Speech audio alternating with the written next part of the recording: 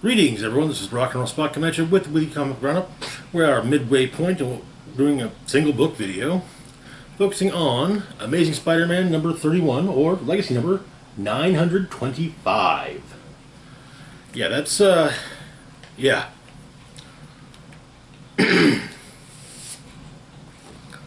Alright, so we got a bunch of stories in this issue. There's a main story which, if this weren't a milestone issue, would probably make it a at least slightly longer issue. We have a bunch of teases of things to come. So our first story focuses on the wedding of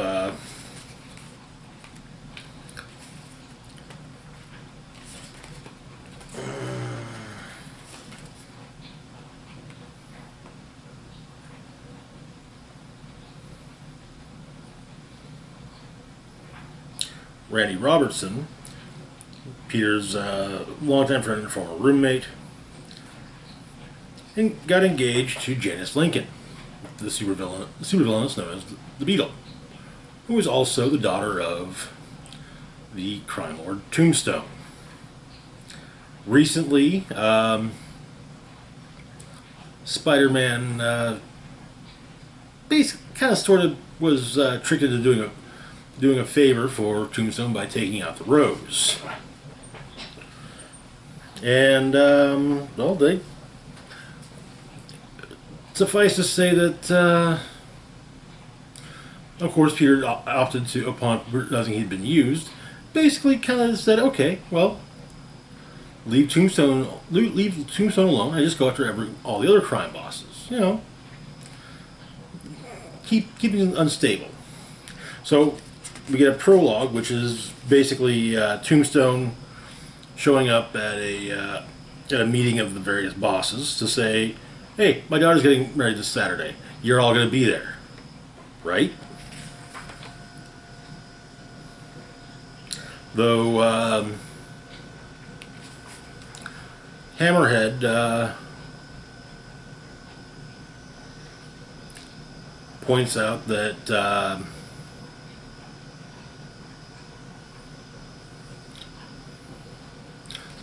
so apparently Crime Master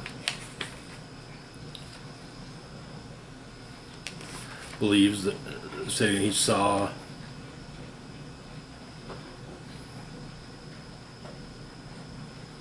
that he thinks that he saw Tombstone working with Spider-Man and the whole Rose thing. But Hammerhead saying it doesn't matter what Crime Master saw, it doesn't matter what the owl thinks. It only matters what the Kingpin believes. And if he believes that Tombstone has something to do with his son getting shot, well, they might want to get ahead of it. Madame Mass states that requires a unanimous vote, and hers hasn't changed. Which Hammerhead states that she can explain to Fisk when he returns. We get the bachelorette and bachelor parties. The bachelorette party is clearly loads of fun. So we got Lady Octopus, White Rabbit, and Black Cat, and a supervillain whose name I'm not entirely clear on the identity of. We also got Scorpion and a lawyer that went to school with Janice. Peter was supposed to set up the bachelor party. It seems like he kind of messed that up. Also, at the bachelor party is Kareem because, as White Rabbit puts it, he's one of the girls. But Peter is telling Randy that he kind of sort of forgot to let everybody know, or that people couldn't make it, like Cody in Rhode Island, Josh, who's sorry.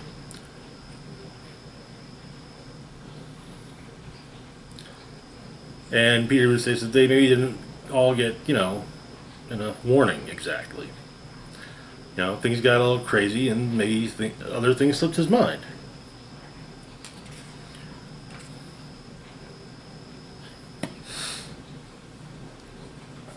Then, to continue on the bachelorette party, White Rabbit seems to provide some rental supervillain tech to the bachelorettes, with a couple exceptions, obviously.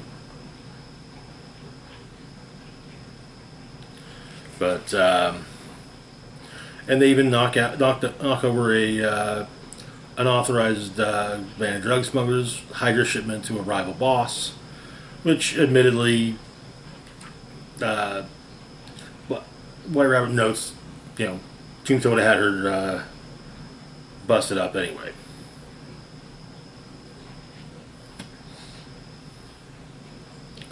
Actually, it might be Frankie Fry. It was the redhead I wasn't sure of.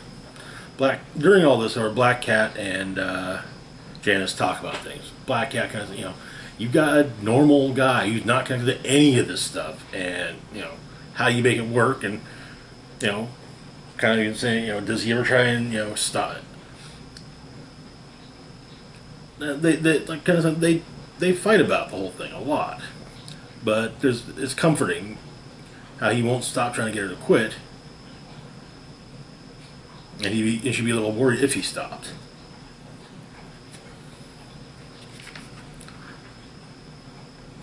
Later, Randy finds Peter and basically says he called up all of his friends who have been on the invite list. They had gotten plenty of warning, and they all told Peter they weren't coming.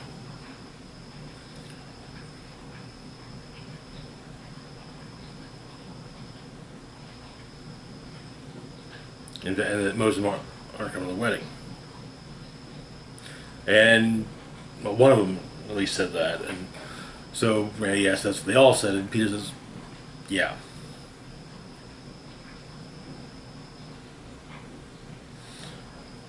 But after Randy and Peter return home, Felicia's waiting for Peter and breaks up with him. Kind of noting that it's kind of going through the motions. Randy, however, is greeted by his fiancée, drags him inside, and that tonight they're going to be bad. The big day arrives. Peter's best man, and also to serve as an usher, seating Aunt May, Betty Brant, Hammerhead, Madame Mask, Owl, presumably crime master, Mr. Negative. Yeah. Things seem to be going just fine. Oh, and most of the ladies got into some trouble during the bachelorette party, and the FBI might be looking for them. By might be, the FBI is. But as the ceremony starts, Peter's spider sense goes off. Biker comes out of the woods, goes after Tombstone, hitting him with a shotgun blast, and Tombstone bleeds.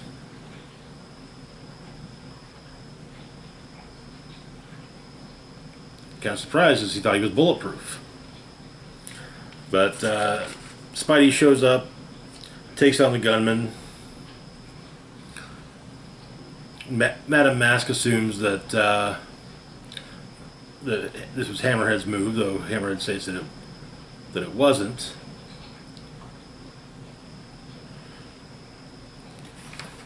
And then blows up her limo because that was his move. But so yeah, the wedding doesn't actually occur, and Peter makes sure that May's all right, and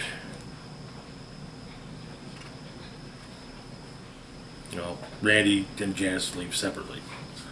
In part, Janice leaves with her father in the ambulance because, her dad's been friggin' shot. But yeah. So our backup stories. We got Spider-Man filling in Kamala Khan as to the gap in her Krakoan backup.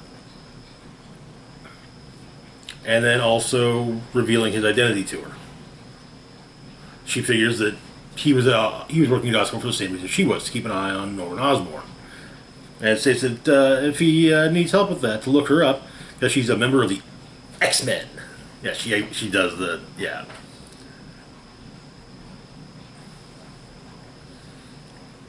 And, it's clear that Peter's happy for her.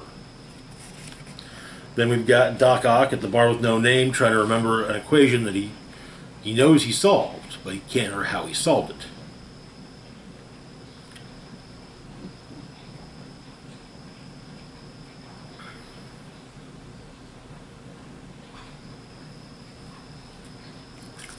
A lot of the smaller villains are actually kind of stoked that Doc Ock, one of the big names, is there.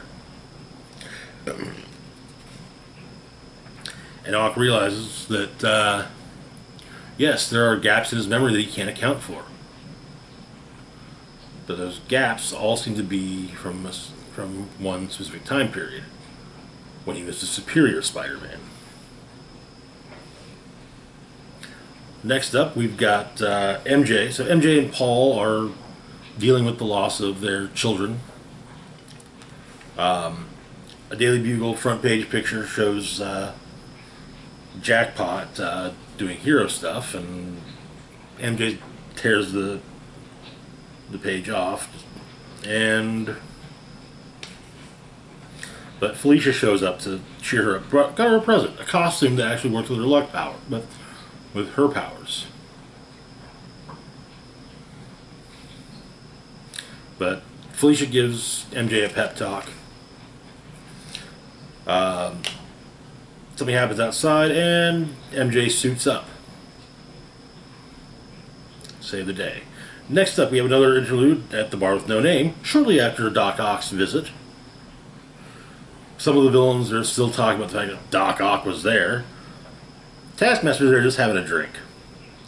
Until Spider-Woman destroys that drink. Because, well, she wants to talk with him. Though Taskmaster states that it's kind of a dumb idea for the two of them to fight. After all, he trained her.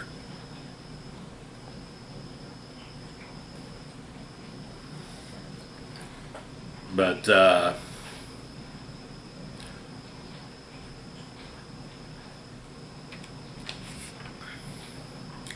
they fight it out, and Jess pretty much makes it clear that she ain't screwing around. And so Taskmaster just kind of says, okay, yeah. Loyalty's never been his strong suit. Adding that at Sylvester Square, there's a loose brick up to the left of the statue. 7 o'clock the next morning, there'll be a USB full of names tucked under it, sorted by client. It's a favor, the only one she's going to get. Though Taskmaster does ask if it's Avengers business, spider shenanigans, or strictly personal. And Jess simply tells him to try to keep out of whatever comes next. That warning is her favor to him. But Carol's worried about her, hasn't heard from her in a while. She asks Spider-Man, Jessica Jones, even Madam Web. Spidey says that there was a brief period where Jess didn't exist. But it was fixed. He promises. Jessica Jones has to say that, Jessica Drew showed up out of the blue the other night and asked me for help tracking down a list of goons. Wouldn't tell Jones where she got it or why. Helped her weed out the dead and incarcerated, but, with Luke's job and, well, yeah, being a mom, Madam Web simply says that the threads of Jessica Drew's path are tangled. There are gaps in Madam Web's vision. Voids. What she can see is dark and violent. Jess tracks down a low-level dealer.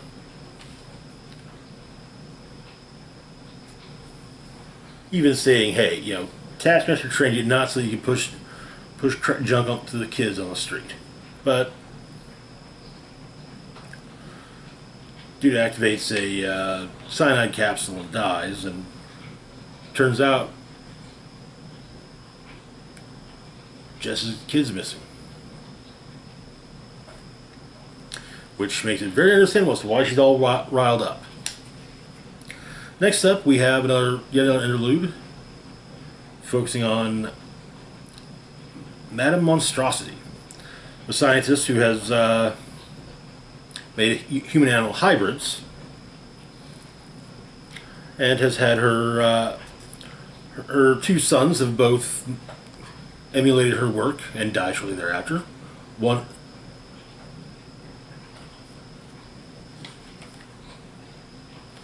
Her son Farley created the scorpion and died shortly thereafter. And her other son Harlan created the human fly and also died. And so, Madame Monstrosity is relating this to her daughter, meaning that perhaps her daughter is responsible for the creation of Spider-Boy. Turns out that also that her work has been co-opted, though it usually, a misstable chemical here, a decimal point out of place there, and suddenly foolproof plans have produced full-on monsters, but with none of it tracing back to her. But she's looking at the Daily Bugle, showing a picture on its front page of Spider-Boy about to right before biting Electro. Then we have the case of Perry Thomas. This is just a fun little one-off. Perry Thomas is a guy that frequently gets in the way of, gets involved in superhero battles so he can be saved. Though he usually picks a specific superhero to be saved by on a regular basis. Spider-Man brings this up with Human Torch. They had he was dealing with the FF for a minute, but they got a restraining order against him, and later, perhaps Johnny in a cheap Spider-Man costume, basically, says, "Hey, gets him to change his mind on Spider-Man." And Perry seems to they like the idea of Daredevil. We have a little fun comic strip called Loosey Goosey. Spider-Man befriends a goose, is attacked by Doc Ock.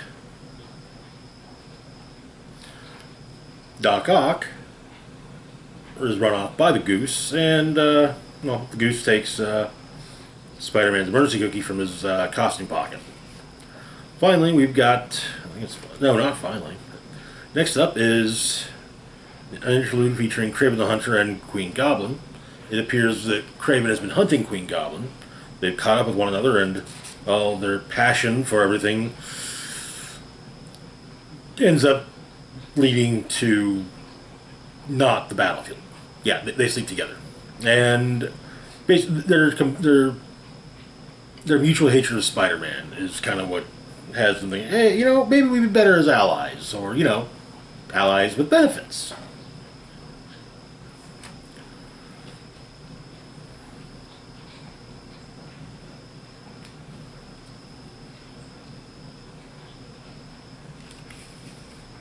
And finally, we have a preview of Spider-Man Reign 2. Because someone thought that making a sequel to the most universally reviled Spider-Man story was a good idea. I mean, the Clone Saga, good idea, dragged out way too long, then turned into, crap.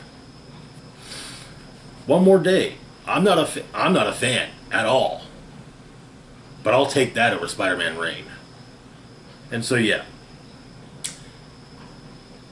For those that maybe aren't aware, Spider-Man Reign is the dystopian Spider-Man story where, Mary Jane's been dead for years because unprotected sex with her husband, Peter Parker, gave her cancer. Yeah. That story. But yeah, the preview of Spider-Man Reign 2 was where the issue ends. So aside from the Spider-Man Reign 2 preview, good issue. A little sad that usually weddings in the Marvel Universe go on two ways. If it's a superhero wedding, you know, something happens to screw things up. Usual.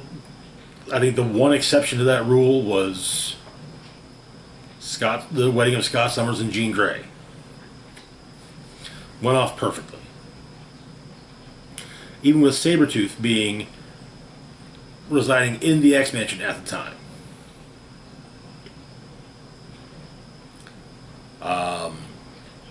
When it's a supporting character, generally speaking, supporting characters, they get to have their wedding and everything's happy until it's decided that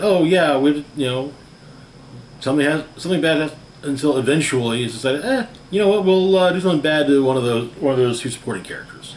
And considering the fact that in this case the bride is literally a supervillain, that's not a hard thing to do. Just have her,